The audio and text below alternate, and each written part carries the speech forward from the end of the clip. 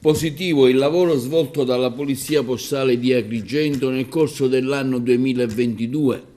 I settori di riferimento sono stati quelli delle truffe online e dei furti di identità, che rilevano nella nostra provincia purtroppo casi in continuo aumento. Sono 49 le indagini avviate per cercare di scoprire i truffatori, anche un arresto è stato svolto e diverse perquisizioni.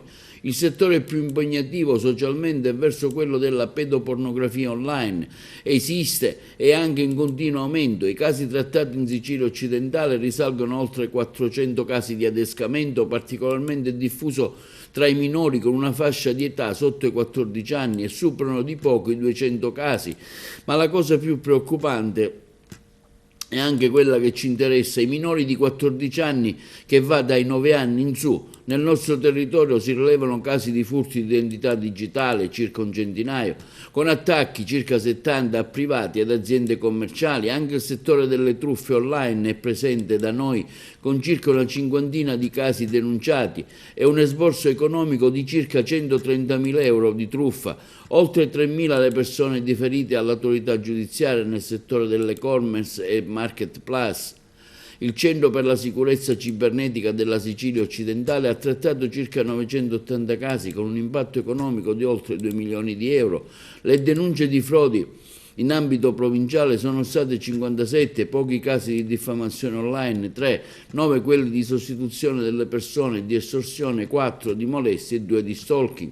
Tra i fenomeni riscontrati con maggiore frequenza nell'anno 22 si annoveriamo a titolo esemplificativo i furti di account social, le estorsioni a sfondo sessuale, il phishing ai danni di correntisti e di istituti bancari, le proposte di falsi investimenti online, nonché falsi siti di vendita di quei prodotti che in un determinato contesto temporale risultano essere maggiormente richiesti sul mercato. Le segnalazioni che richiedono l'intervento tempestivo del Commissariato di Pubblica Sicurezza online sono molteplici. Emblematico è quanto avvenuto lo scorso 18 marzo, quando è giunta la richiesta di aiuto di una figlia preoccupata per la madre, vittima di una truffa sentimentale. In particolare la donna è stata contattata attraverso un noto social network da un uomo dalle maniere gentili che ha iniziato a corteggiarla con insistenza fino a farla innamorare.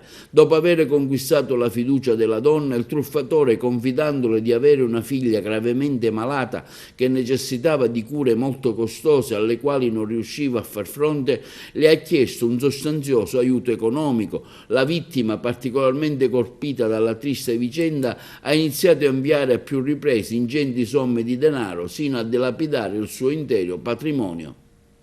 Tali tentativi esperiti dai familiari della donna per farle capire di essere caduta vittima di un raggino sono risultati vani. A quel punto, a seguito della segnalazione, il poliziotto del Commissariato di Pubblica Sicurezza online, contattando la donna, è riuscito a farla comprendere che la persona che credeva essere il suo amato era in realtà un abile truffatore.